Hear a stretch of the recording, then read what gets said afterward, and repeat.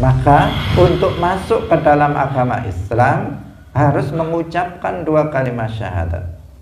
Tidak cukup sekedar mengetahui atau meyakini dalam hati tanpa mengikrarkan 2 kalimat syahadat itu tidak cukup. Dan itu yang terjadi pada paman Nabi yang bernama Abu Thalib. Dia tahu, dia yakin dengan kebenaran Nabi Muhammad, karena itu dia membelanya, tetapi dia tidak pernah masuk Islam. Dia tidak pernah mengucapkan 2 kalimat syahadat. Sampai ketika Abu Thalib ini sakit menjelang wafatnya, menjelang matinya.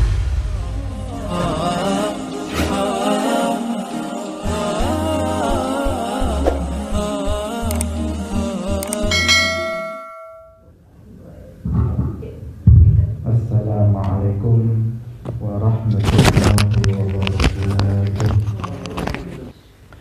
Wa kullu ma ata bihi rasuluh fa haqquhu taslimu wal qabulu imanu nabiyyaumi akhirin wajab wa kulli ma kana bihi minal ajab khatimatun fi dzikri baqil wajibi mimma ala mukallafin min wajibi nabiyuna Muhammadun qad ursila lil alamina rahmatan wa fuddila Abuhu Abdullah Abdul Muttalib wa Hashimun Abdu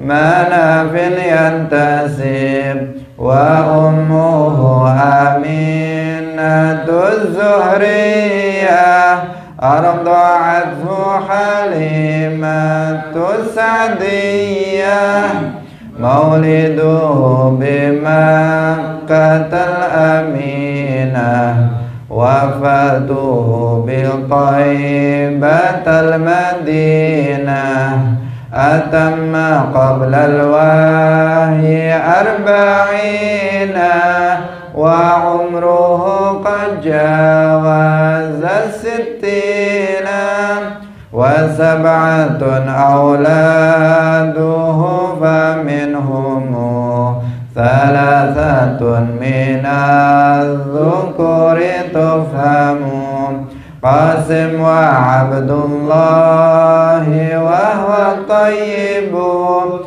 wa tahirun bidaini dha yulaqabun atahu Ibrahimu min sariyah fa ummuhu Mariyatul Qibtiyah wa khairu Ibrahim min Khadijah hum sittatun fakhud bihim walijah wa arba'un minal inasi tudhkaru ridwanu rabbi lil jami'i yudhkaru Fatimatu Zahra'u baluha Ali wa manahuma sibtani fadluhum jali Fazainabun wa ba'daha Ruqayyah wa ummu kulsumin zakat rabiyah an tis'in iswatin wafatul mustafa khairna fakhtarna nabiyal muqtafa Aisyatun wa Hafsatun wa Saudah Safiyatun Maimunatun wa Ramlah Hindun wa Zainabun Kada Juwairiyah Lil mu'minina ummahatum mardiyah Hadirin hadirat kaum muslimin muslimat, pemirsa Madu TV rahimakumullah. Alhamdulillah, puji syukur kita sampaikan kepada Allah Subhanahu wa taala. Pagi hari ini Allah Subhanahu wa taala kembali mengumpulkan kita dalam majelis kebaikan, majelis ketaatan, majelis ilmuddin, majelis pengajian kitab Aqidatul Awam. Semoga Allah Subhanahu wa taala menerima amal kita ini menjadi amalan solihan. Amin ya rabbal alamin. Salawat dan salam semoga tetap terlimpahkan kepada Nabi Agung, makhluk termulia, Nabi Muhammad sallallahu alaihi wasallam, para sahabatnya, keluarganya, serta seluruh umat Islam yang mengikuti beliau ila yaumil qiyamah. Hadirin hadirat rahimakumullah, mari kita memulai pengajian kita ini dengan tidak lupa mengikhlaskan niat kita lillahi ta'ala. Kita duduk dalam majelis ini selama 1 jam kurang lebih. Kita tujuannya adalah untuk mencari ridha Allah Subhanahu wa taala. Qala al-muallif rahimahullahu taala, Hamzatu ammuhu wa Abbasun kadza, ammatuhu Safiyyatun dzatu ihtidha. Hamzatu ammuhu, Hamzatu tawi Hamzah iku ammuhu pamane Kanjeng Nabi, wa Abbasun lan utai Abbas iku kadza kaya mangkene-mangkene ammuhu. Ammatuhu utawi bibike Kanjeng Nabi iku Safiyatun Safiyah, dzatu ihtidha kang duweni sifat penurut. Hadirin hadirat kaum muslimin rahimakumullah, pada pagi hari ini kita akan membahas tentang paman dan bibiknya Rasulullah sallallahu alaihi wasallam. Paman dan bibik Nabi ini yang disebutkan dalam kitab ini adalah paman dan bibik dari Rasulullah dari sebelah ayah. Jadi saudara dari ayah beliau Abdullah. Para ulama berbeda pendapat tentang jumlah dari para paman Rasulullah Shallallahu Alaihi Wasallam itu ada berapa. Sebagian ulama mengatakan bahwa paman Nabi dari sebelah ayah itu jumlahnya 12 orang. Sedangkan bibik dari Rasulullah itu jumlahnya ada 6 orang. Bibik dari sebelah ayah, paman dari sebelah ayah. Ammun, ammatun. Kalau dari sebelah ibu itu bahasa Arabnya khalun, paman, khalatun itu bibi. Itu paman dan bibi dari sebelah ibu. Kalau dari sebelah bapak namanya ammun dalam bahasa Arab, dan ammatun untuk bibi. Nah, ini kitab yang dibahas dalam kitab ini adalah ammun dan ammun nabiyyi dan ammatun nabi, yaitu paman Nabi dan bibi Nabi dari sebelah ayah.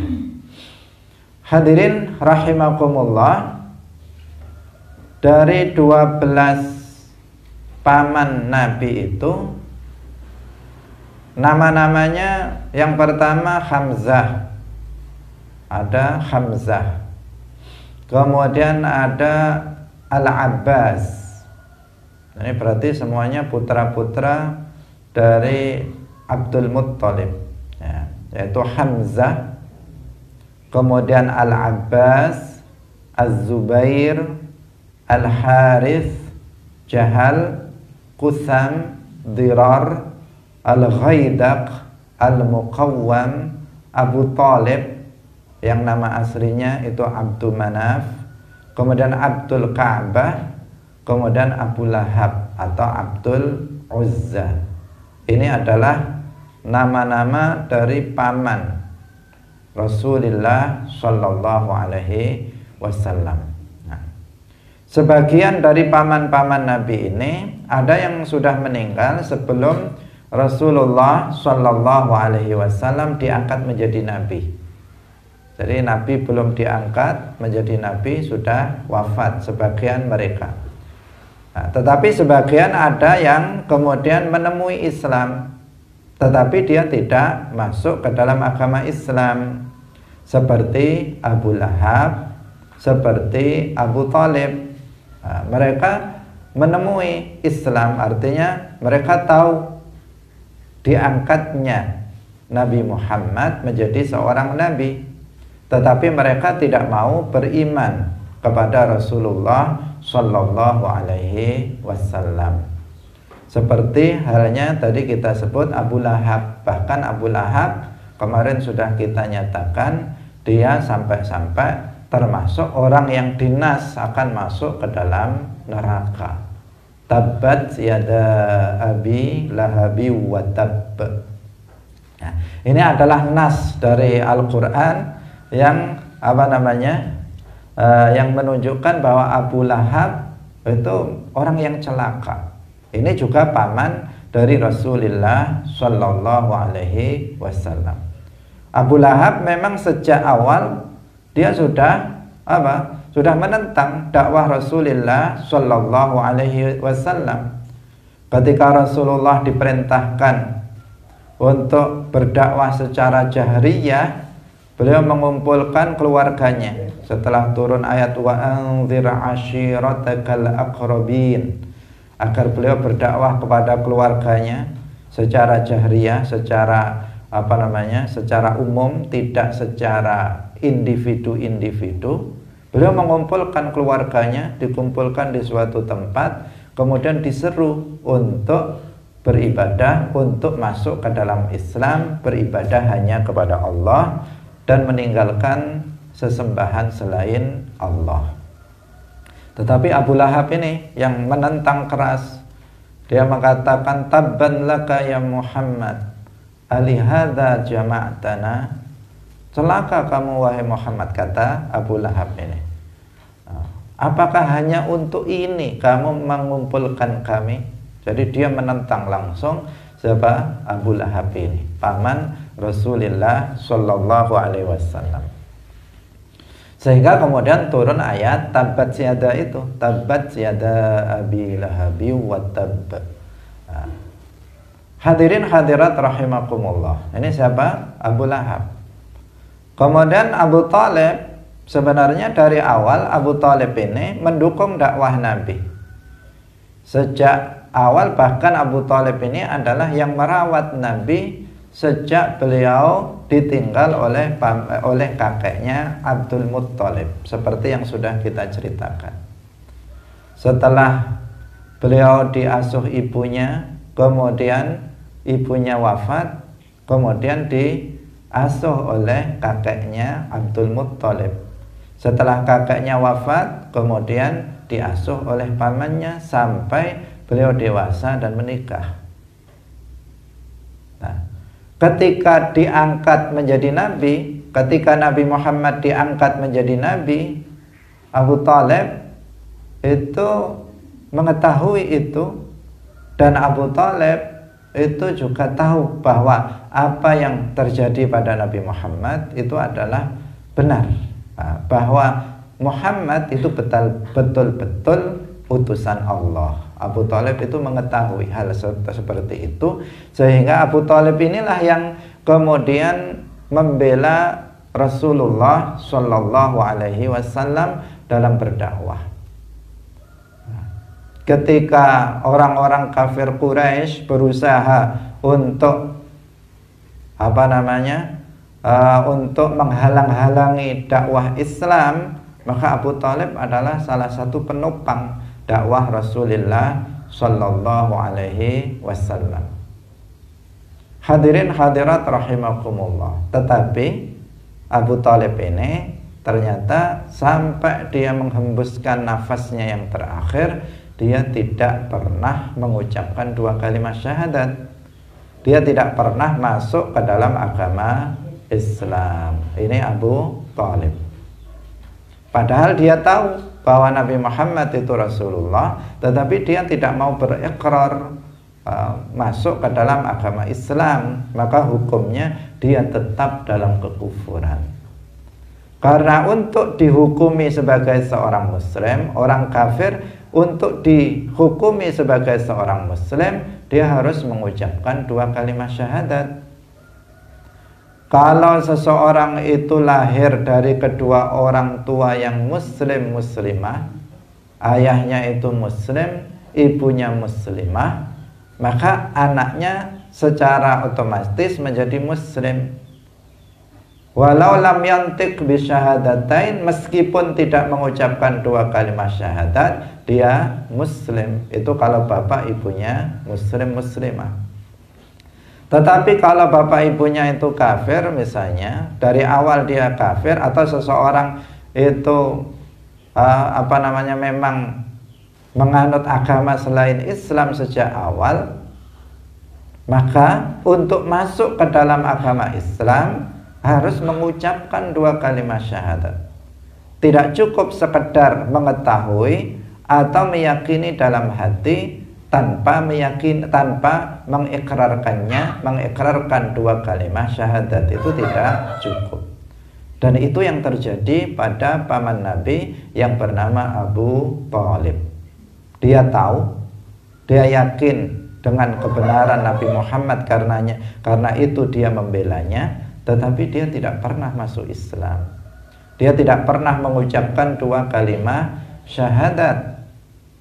Sampai ketika Abu Thalib ini sakit menjelang wafatnya, menjelang matinya, ini Rasulullah Shallallahu Alaihi Wasallam mendatanginya karena Nabi kasihan. Beliau sangat ingin Abu Thalib ini masuk Islam, sangat ingin sekali, sangat pengen Abu Thalib ini masuk Islam. Kenapa? Karena pamannya ini yang selalu membela beliau. Sangat ingin sekali Abu Thalib ini untuk bisa masuk ke dalam agama Islam. Sehingga ketika Abu Thalib sedang sakit, didatangi oleh Nabi. Nabi memberikan keringanan kepada Abu Thalib, sampai-sampai Nabi mengatakan, jika artinya yang maknanya, jika kamu itu malu atau segan dengan orang-orang untuk masuk Islam, maka bisikkan 2 kalimat syahadat di telingaku. Enggak usah diumumkan, cukup bisikkan ke telinga saya ucapan 2 kalimat syahadat untuk masuk ke dalam agama Islam. Nanti saya akan memintakan ampunan kepada Allah untukmu. Karena kalau orang mati dalam keadaan kafir nggak bisa didoakan, ampunan itu nggak bisa kalau sudah terbukti mati dalam keadaan kafir. Karena itu Nabi sangat berkeinginan Abu Thalib ini masuk Islam, meskipun di detik-detik terakhir masuk ke dalam agama Islam, agar Nabi nanti bisa mendoakannya. Tetapi apa yang terjadi? Abu Thalib tetap menolak. Ketika melihat para pembesar-pembesar Quraisy, dia tetap menolak untuk masuk ke dalam agama Islam, menolak untuk mengucapkan 2 kalimat syahadat, sehingga akhirnya dia mati dalam keadaan kafir, bukan mukmin. Karena itu di dalam kitab ini nggak disebutkan Abu Thalib. Yang disebut, karena paman yang disebut dalam kitab ini adalah paman Nabi yang muslim. Paman Nabi yang masih kafir seperti Abu Thalib, Abu Lahab tidak diceritakan dalam kitab ini. Abu Lahab jelas, tadi kita katakan ada nas yang mengatakan dia akan celaka, akan masuk ke dalam neraka nanti di akhirat. Abu Thalib itu juga demikian, dia mati dalam keadaan kafir. Padahal Rasulullah sangat menginginkan Abu Thalib itu masuk ke dalam agama Islam. Tetapi manusia itu tidak menciptakan hidayah. Termasuk Rasulullah itu tidak menciptakan hidayah. Meskipun Rasulullah itu menghendaki, menginginkan Abu Thalib itu masuk Islam, mendapatkan hidayah, tetapi jika Allah tidak menciptakan hidayah di hati seseorang, maka tidak akan Maka tidak akan seseorang itu mendapatkan hidayah dan masuk ke dalam agama Islam. Sehingga dalam Al-Quran disebutkan innaka lan tahdi man ahbabta walakinnallaha yahdi man yasha. Sesungguhnya kamu wahai Muhammad itu tidak bisa menciptakan hidayah pada orang yang kamu inginkan untuk masuk Islam. Nah, ini perlu diperhatikan. Lafaz ahbabta dalam ayat ini bukan berarti Nabi Muhammad itu mencintai orang kafir, mencintai Abu Thalib yang kafir. Karena secara bahasa kalau orang tidak hati-hati, di sini akan mengatakan apa? Ketika dikatakan lan tahdi man ahbabta, secara zahir artinya orang yang kamu cintai. Seakan-akan Nabi itu mencintai Abu Thalib yang kafir. Padahal gak boleh mencintai orang kafir. Dalam Al-Quran disebutkan innallaha la yuhibbul kafirin. Sesungguhnya Allah itu tidak mencintai orang-orang yang kafir. Tapi maknanya apa itu? Man ahbabta dalam ayat itu artinya adalah orang yang kamu mencintai dia untuk masuk ke dalam agama Islam. Artinya kamu ingin dia untuk masuk ke dalam agama Islam. Kamu wahai Muhammad itu tidak bisa menciptakan hidayah kepada orang yang kamu inginkan dia masuk ke dalam agama Islam. Tidak bisa. Tetapi Allah yang menciptakan hidayah pada orang yang Allah kehendaki. Maka meskipun Abu Thalib ini pamannya dan diinginkan oleh Nabi untuk masuk ke dalam agama Islam, dia tetap dalam kekufurannya. Kenapa? Karena Allah tidak memberikan hidayah kepadanya. Ada ayahnya Nabi Ibrahim, namanya Azar. Dia juga tetap dalam kekufurannya. Ayah Nabi. Ada istri seorang nabi, istri Nabi Nuh, ada istrinya Nabi Lot, tetap dalam kekufuran. Kenapa kok bisa begitu? Padahal istri Nabi, padahal ayah Nabi, padahal paman Nabi. Kenapa mereka bisa tetap dalam kekufuran? Jawabannya karena Allah itu yang menciptakan hidayah. Dan Allah yahdi man yasha. Allah itu memberikan hidayah kepada orang yang Allah kehendaki. Kalau Allah tidak berkehendak seseorang mendapatkan hidayah, maka dia akan tetap dalam kekufurannya. Hadirin hadirat rahimakumullah. Abu Thalib adalah termasuk orang yang tidak dikehendaki oleh Allah Subhanahu wa ta'ala untuk masuk ke dalam agama Islam, sehingga dia tetap dalam kekufurannya. Sehingga anaknya sendiri yaitu Ali bin Abi Thalib, ini putranya Abu Thalib ini, anaknya justru sudah masuk Islam sejak kecil. Sejak kecil dia sudah masuk Islam, seperti yang kita sampaikan kemarin, bahwa dari kalangan anak-anak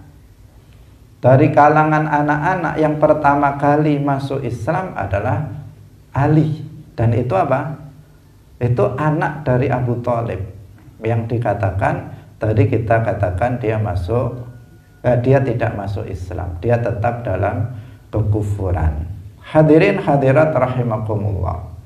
Apa yang dikatakan oleh Ali bin Abi Thalib ketika ayahnya itu meninggal?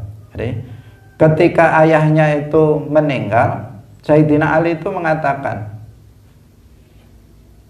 Dia mengatakan lamma mata Abu Thalib ataitu Rasulullah. Ketika Abu Thalib itu sudah mati, ayahnya dia sendiri sudah mati, saya datang kepada Rasulullah.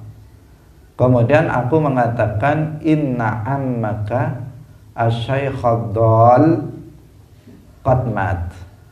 Dalam riwayat yang lain perkataan Sayyidina Ali apa? Inna ammaka syaikhal kafir qad mat. Nah, anaknya sendiri mengatakan begitu. Wahai Rasulullah, sesungguhnya paman kamu yang orang tua yang sesat atau orang tua yang kafir sekarang sudah mati. Nah, sudah diberi tahu seperti itu oleh anaknya sendiri, tahu bahwa ayahnya mati dalam keadaan kufur. Karena memang sudah diajak nggak mau. Sudah dibujuk untuk masuk ke dalam agama Islam, tidak mau. Kenapa begitu? Ya karena Allah tidak memberikan hidayah. Meskipun Ali menginginkan beliau masuk Islam, meskipun Nabi menginginkan beliau masuk Islam, maka itu tidak tidak bisa, karena Allah lah yang menciptakan hidayah. Tadi ayatnya berbunyi apa? Innaka la tahdi, innaka la tahdi man ahbabta. Sesungguhnya kamu Muhammad la tahdi, kamu tidak bisa menciptakan hidayah di sini dalam hati manusia. Man ahbabta, orang yang kamu inginkan untuk masuk ke dalam agama Islam. Kamu nggak bisa menciptakan hidayah pada orang yang kamu inginkan dia masuk ke dalam agama Islam. Saya pengen dia sebenarnya masuk Islam. Misalnya saya ingin dia itu masuk Islam. Tapi kalau Allah tidak menghendaki dia masuk Islam, ya dia tetap dalam kekufuran. Sebab apa? Innaka la tahdi man ahbabta walakinnallaha yahdi man yasha. Maka semoga kita semuanya itu dikehendaki oleh Allah untuk senantiasa mendapatkan hidayahnya, sehingga tetap kita dalam Islam sampai kita meninggal dunia. Nah, karena hidayah Allah yang menentukan, bukan manusia. Diseru seperti apapun seseorang, jika Allah tidak memberikan hidayah, tidak menciptakan hidayah di hati seseorang, maka dia tetap dalam kekufuran. Tugas para nabi, tugas para ulama, tugas para da'i, para mubaligh hanya menyampaikan, menunjukkan jalan hidayah. Inilah jalan hidayah. Nah, ketika Rasulullah itu disebut salah satu namanya dengan nama Al-Hadi, Muhammad itu Al-Hadi, itu artinya apa? Artinya Muhammad itu bukan pencipta hidayah, tetapi Muhammad itu adalah yang menunjukkan jalan hidayah. Menunjukkan inilah jalan hidayah. Tapi kalau Allah nggak menghendaki dia mendapatkan hidayah, meskipun ditunjukkan, dia tidak akan mau masuk ke dalam agama Islam. Ya, sehingga kita senantiasa berdoa ihdinas siratal mustaqim. Nah, ini artinya ya Allah tetapkanlah hidayah. Kita sudah mendapatkan hidayah. Nah, buktinya kita masuk ke dalam, kita muslim. Nah, kita adalah seorang muslim, itu buktinya. Tetapi ketika kita mengatakan ihdinas siratal mustaqim, artinya ya Allah tetapkanlah hidayah untuk kami pada as-siratal mustaqim, yaitu agama Islam. Tetapkanlah kami dalam hidayah, tetap dalam agama Islam selamanya. Itu makna ihdinas siratal mustaqim. Meminta hidayah hanya kepada Allah Subhanahu wa ta'ala. Hadirin hadirat kaum muslimin muslimat rahimakumullah. Jadi Abu Lahab yang terkenal memusuhi Nabi, Abu Thalib juga terkenal, keduanya juga mati dalam keadaan kafir. Paman Nabi yang lainnya itu selain yang disebutkan di sini, yaitu Hamzah dan Al-Abbas, itu sebagian mati sebelum bi'tsatin Nabi, sebelum diangkatnya Nabi menjadi seorang Rasul, seorang Nabi dan Rasul. Hadirin hadirat rahimakumullah. Itu paman Nabi. Kalau bibi-bibinya Nabi, itu tadi kita katakan ada 6 dari arah ayah. Nama-namanya diantaranya Sofiyah, ada Atikah, ada Ummu Hakim atau Al-Bayda, ada Barrah, ada Umaymah, kemudian ada Arwa. Itu bibinya Nabi dari sebelah ibu. Banyak ya, berarti 12 dan 6, 18 orang. Tetapi dari bibi Nabi yang 6 itu hanya satu yang masuk Islam, yaitu Sofiyah. Nah, sehingga dalam nazam Aqidatul Awam ini disebutkan apa? Hamzatu ammuhu wa Abbasun kadza ammatuhu Sofiyatun dzatuh tila. Jadi hanya 3 yang disebutkan di sini, 2 paman dan 1 bibi. Nah, karena mereka yang kemudian masuk ke dalam agama Islam. Hadirin hadirat rahimakumullah. Paman Nabi yang pertama yang masuk ke dalam agama Islam dan menjadi menjadi pilar utama dari dakwah Islam, yaitu yang pertama Hamzah bin Abdul Muttalib. Hamzah ini meskipun paman Nabi, tetapi beliau lebih muda dari Nabi. Beliau lebih muda 4 tahun dari Rasulullah Shallallahu Alaihi Wasallam. Paman itu tidak harus lebih tua dari keponakannya, tidak. Karena bisa jadi dia dilahirkan setelah itu. Karena kakek neneknya masih ada, masih muda, sehingga dia bisa jadi pamannya lebih muda daripada keponakannya. Dan Hamzah ini lebih muda dari Rasulullah Shallallahu Alaihi Wasallam 4 tahun. Hamzah ini paman juga saudaranya Nabi. Saudara apa? Saudara sesusuan. Jadi paman sekaligus saudara sesusuan, karena Hamzah ini juga disusui oleh Suwaibah. Yang kemarin kita ceritakan, Abu Lahab ketika mendengar Nabi Muhammad dilahirkan, Abu Lahab gembira. Saking gembiranya, kemudian dia memerdekakan budaknya yang bernama Suwaibah. Suwaibah inilah yang menyusui Nabi dan juga menyusui pamannya yang bernama Hamzah. Sehingga Hamzah bin Abdul Muttalib ini adalah saudara sesusuan dengan Rasulullah Shallallahu Alaihi Wasallam. Setelah Hamzah ini masuk Islam, jadi Hamzah melihat Nabi ketika itu di awal-awal dakwahnya itu terus disiksa, terus diganggu oleh orang-orang kafir. Sampai banyak di antara para sahabat Nabi itu yang yang disiksa habis-habisan oleh orang-orang kafir Quraisy, terutama mereka yang budak-budak banyak yang disiksa. Sehingga ketika itu banyak yang diperintah oleh Nabi di antara para sahabat itu untuk hijrah ke Habasyah. Melihat hal tersebut, paman Nabi yang bernama Hamzah ini mendapatkan hidayah. Dia masuk ke dalam agama Islam. Sehingga dia kemudian menjadi penguat bagi dakwah Rasulullah Shallallahu Alaihi Wasallam. Dan beliau menjadi orang yang memang sangat kuat Islamnya, Beliau juga orang yang sangat kuat di dalam membela Rasulullah Shallallahu Alaihi Wasallam.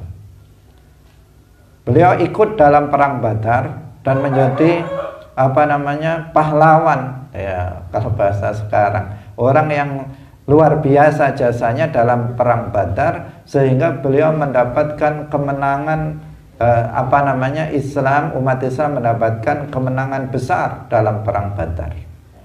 Tetapi kemudian hal tersebut membuat Abu Sufyan yang ketika itu menjadi pembesarnya kaum kafir Quraisy. Nah, Abu Sufyan ini pada akhirnya masuk Islam, tetapi di akhir-akhir dia masuknya Islam. Pada waktu Fathu Makkah dia baru masuk ke dalam agama Islam. Awalnya dia adalah pembesar kafir Quraisy dan dia yang menentang dakwah Nabi Muhammad sallallahu alaihi wasallam. Sehingga sampai istri dari Abu Sufyan, dan Abu Sufyan merencanakan untuk menggalang kekuatan memerangi Rasulullah di Madinah, yang kemudian terjadi perang yang disebut dengan perang Uhud. Istri dari Abu Sufyan namanya Hindun. Ini dia dendam dengan Hamzah bin Abdul Muttalib.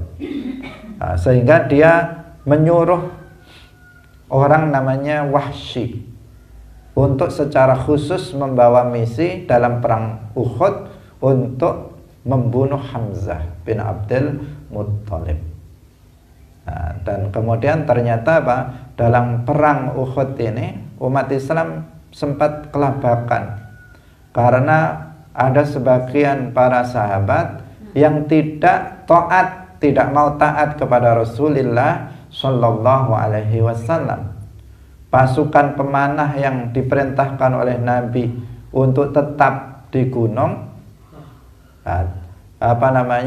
itu meninggalkan karena melihat orang kafir sudah kocar-kacir. Ternyata mereka nggak tetap di gunung, mereka turun karena mau ngambil ghanimah, harta rampasan perang orang kafir. Mereka buru-buru sebelum ada perintah dari Nabi. Akhirnya kemudian membuat kalang kabut umat Islam, bahkan Nabi sendiri itu sempat terluka dalam perang tersebut. Tetapi tidak dikatakan bahwa Nabi Muhammad kalah dalam perang Uhud sebagaimana dikatakan oleh sebagian orang. Memang banyak korban dari umat Islam dan Nabi sendiri sempat terluka dalam perang itu. Tetapi dalam perang itu tidak dikatakan bahwa Nabi Muhammad dan pasukannya itu kalah, tidak. Beliau tidak kalah, tetapi sempat di pertengahan itu beliau mengalami karena ketidaktaatan pasukan pemanah sehingga menjadikan umat Islam sempat kelabakan. Tetapi kemudian bisa menguasai pertempuran itu kembali. Hadirin hadirat yang dirahmati oleh Allah Subhanahu wa taala. Tetapi Hamzah bin Abdul Muttalib dalam perang itu beliau wafat. Beliau wafat, dan wafatnya karena memang Hindun ini orang yang memang betul-betul dendamnya luar biasa. Setelah dibunuh oleh Wahsy, Hindun ini datang ke medan perang, kemudian membelah dada dari Hamzah, diambil hatinya, kemudian dimakan oleh dia. Ini banyak yang dimutilasi dari kalangan umat Islam oleh orang-orang kafir ketika itu. Sehingga Hamzah bin Abdul Muttalib ini digelari dengan Sayyidus Syuhada, pemimpin dari orang-orang yang mati syahid. Nanti pada hari kiamat, nanti di akhirat dia adalah Sayyidus Syuhada. Siapa? Ketika kita menyebut Sayyidus Syuhada, maka dia adalah Hamzah bin Abdul Muttalib. Atau beliau juga digelari dengan Khairus Syuhada. Jadi orang mati syahid yang terbaik, yang paling baik itu adalah Hamzah bin Abdul Muttalib. Hadirin hadirat rahimakumullah. Keberanian dan pembelaan Hamzah bin Abdul Muttalib yang menguatkan Islam ini yang menjadikan Hamzah bin Abdul Muttalib itu juga dijuluki dengan Asadullah, artinya singanya Allah. Karena kuatnya dan keberanian dari Hamzah. Beliau juga digelari dengan Asadu Rasulillah. Dia adalah singanya Rasulullah Sallallahu Alaihi Wasallam. Karena apa? Kekuatan dan keberanian dari Hamzah bin Abdul Muttalib, yang kemudian wafat dalam perang Uhud. Dalam perang Uhud, makamnya sekarang bisa dikunjungi ketika kita kita berada di Madinah. Ini dia di daerah Madinah, dekat dengan kota Madinah. Nah, di sana ada pemakaman para syuhada dalam perang Uhud. Karena orang-orang yang mati syahid dalam perang Uhud itu dimakamkan juga di Uhud. Uhud itu nama daerah. Di sana ada Gunung Uhud. Di sana dimakamkan. Bahkan pemakamannya ketika itu tidak biasa. Karena umat Islam banyak yang kelelahan, maka di antara mereka dimakamkan dalam satu lubang. Karena untuk menguburkannya banyak yang meninggal, sementara umat Islam kelelahan setelah perang, kemudian dimakamkan dalam satu lubang. Pada dasarnya memakamkan orang yang mati dalam satu lubang pada dasarnya itu nggak boleh pada dasarnya, tetapi menjadi boleh dalam keadaan darurat. Misalnya yang mati itu banyak, terjadi misalnya bencana, banjir atau misalnya tsunami, kemudian yang mati jumlahnya banyak. Kalau digali satu-satu, ya ini nanti nggak memungkinkan. Karena itu kemudian dikuburkan dalam galian besar, kemudian dikuburkan secara dalam satu lubang. Itu hukumnya boleh dalam keadaan darurat. Tapi dalam keadaan normal itu satu orang satu lubang, tidak dijadikan satu. Hadirin hadirat rahimakumullah.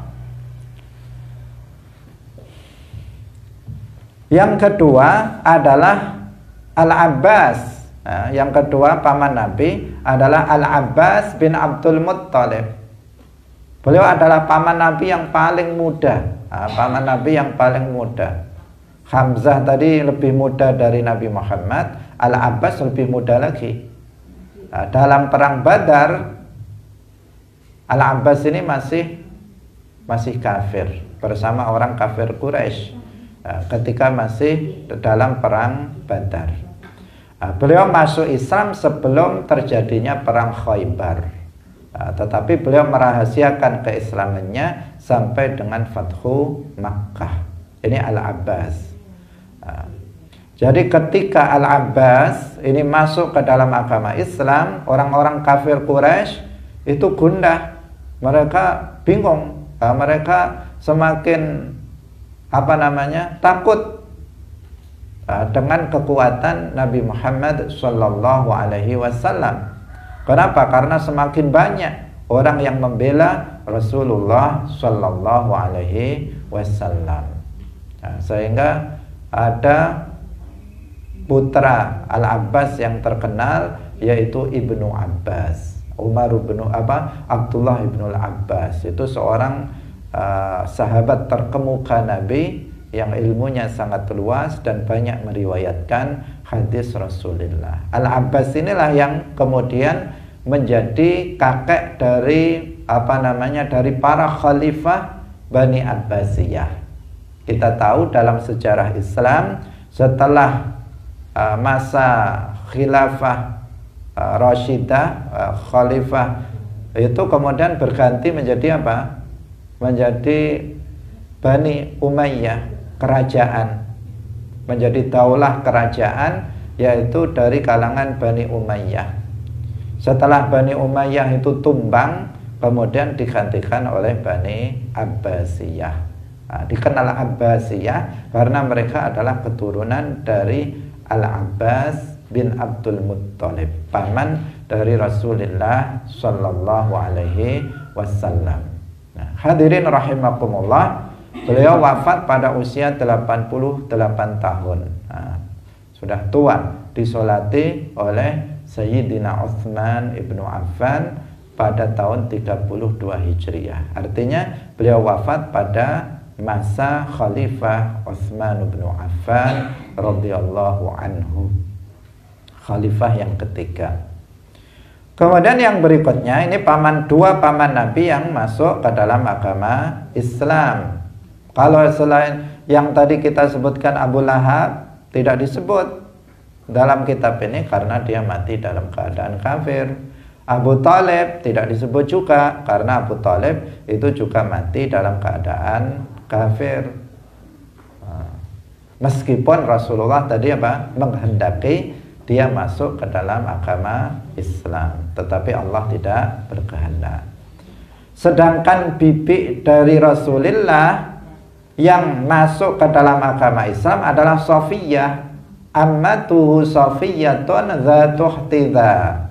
Safiyah itu ibu dari Az-Zubair ibnul Awam. Nah, kita sangat mengenal Az-Zubair ibnul Awam. Az-Zubair ibnul Awam itu adalah salah satu sahabat besar Nabi yang tergolong sebagai al-asyarah al-mubasysyarun bil jannah. Salah satu dari 10 orang yang dikabarkan oleh Rasulullah akan masuk ke dalam surga. Az-Zubair ibnul Awam. Jadi Safiyah ini ibunya Az-Zubair ibnul Awam. Berarti Zubair ini keponakan Nabi, juga sama dengan siapa? Sama dengan Ali bin Abi Thalib radhiyallahu anhu. Beliau telah masuk Islam dan ikut hijrah ke Madinah. Jadi sebelum hijrah ke Madinah, Safiyah ini sudah masuk ke dalam agama Islam dan ikut hijrah ke Madinah. Safiyah ini wafat pada masa Khalifah Umar bin Khattab, yaitu pada tahun 20 Hijriah pada usia 73 tahun dan dimakamkan di pemakaman Al-Baqi. Jadi pemakaman Al-Baqi banyak sekali para sahabat dan keluarga Nabi itu yang dimakamkan di sana, yaitu di kota Al-Madinah. Hadirin hadirat kaum muslimin muslimat rahimakumullah, pemirsa Madu TV yang berbahagia. Inilah paman dan bibi Rasulullah sallallahu alaihi wasallam. Banyak pelajaran yang bisa diambil dari kisah paman dan bibi Rasulullah sallallahu alaihi wasallam. Karena itu maka penting juga bagi kita untuk mengetahui tentang siapa mereka, termasuk yang utamanya di sini adalah Hamzah dan Al-Abbas. Bahkan Al-Abbas radhiyallahu anhu ini ketika Umar bin Khattab, meskipun Umar bin Khattab itu lebih mulia, lebih tinggi derajatnya indallah daripada Al-Abbas, tetapi ketika Rasulullah telah wafat, ini Umar bin Khattab bertawassul dengan Al-Abbas. Kenapa bertawassul dengan Al-Abbas? Apakah bertawassul dengan Nabi yang telah wafat nggak boleh? Tidak seperti itu. Tidak seperti itu. Tetapi beliau melakukan itu sebagai penghormatan terhadap Al-Abbas yang masih memiliki hubungan kekerabatan, hubungan kedekatan kekerabatan dengan Rasulullah sallallahu alaihi wasallam. Nah, dan itu juga merupakan bentuk ketawaduan dari Sayyiduna Umar bin Khattab radhiyallahu anhu. Semua para para sahabat besar Nabi adalah orang-orang yang mutawadhi'un, orang-orang yang rendah hati. Mereka tidak sombong terhadap yang lainnya, sehingga mereka memperlakukan orang lain itu dengan baik. Hadirin hadirat rahimakumullah, demikian pengajian kita pada pagi hari ini. Semoga bermanfaat bagi kita semuanya. dan kita mendapatkan ilmu yang barokah, maslahah fid dunya wal akhirah. Barakallahu fikum wallahul muwaffiq ila aqwamit thoriq. Wassalamu alaikum warahmatullahi wabarakatuh.